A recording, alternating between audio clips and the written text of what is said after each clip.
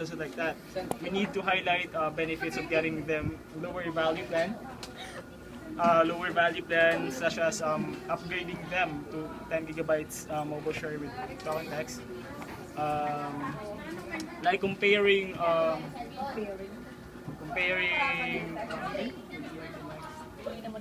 12 cycles, 18 cycles, and comparing to upgrading to standard upgrade.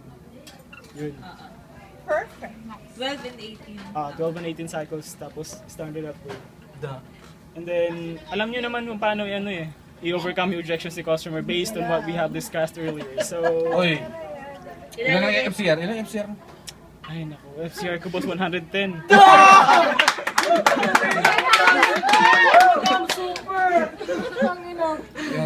Ayun, so the next topic is $100 promotion. So customer adding a line. Dead bread. Adding pa lang. Adding nga hindi pa nangyayari. FCR. Adding a line before March ba yun? If I'm not mistaken, From March. January. Yeah, from January. Prior to March 31st. Prior to March 31st. They will be receiving $100 credit after 45 days. That will be based on the customer's eligibility standard and account Within the 45 days. Account history. within 45 days. No suspension. No suspension, no late fees. Ganun. No late fees? Sobra naman. Ganun po yung sinasabi ko sa customer ko. Basically, good account standing. Walang past due. Wala. Suspension lang. 45 days lang naman ako. Kung may suspension, may late fee pa Parang lang. first bill lang yan. You have to anticipate that kasi magiging call driver yan. Bakit? Magtatanong na Oh, bakit wala hindi ka sila naman ma-receive na suspend? credit. Payment arrangement. Pag di nakita may nyo may late past fee. due. Pero hindi na suspend. Okay, nagka-late fee Good siya. account standing naman dapat. Kapag nag-pass ka, delinquent ka na. Delinquent tayo. Di ba boss? Okay. Consider na yun. Paano kung kung Hindi kasi halimbawa, diba, meron, Ayaw mo yan.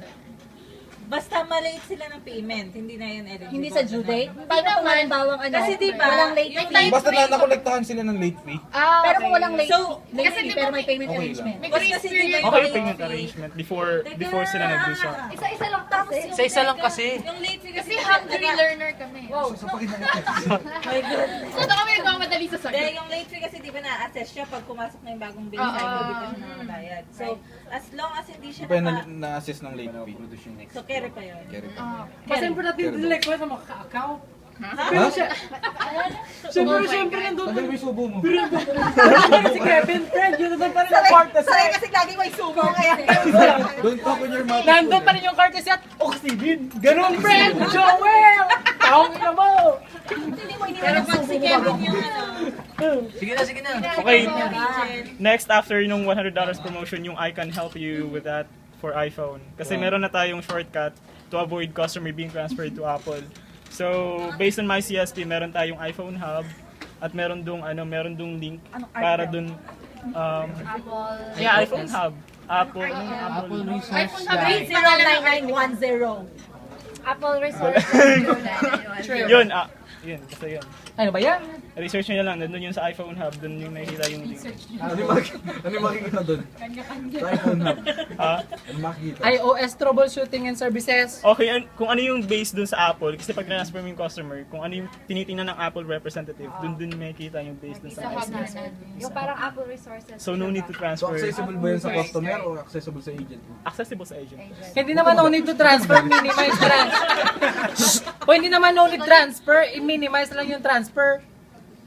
Kaya nga dinede-escalate na. diretso na pa yan. Sige na. Top 7.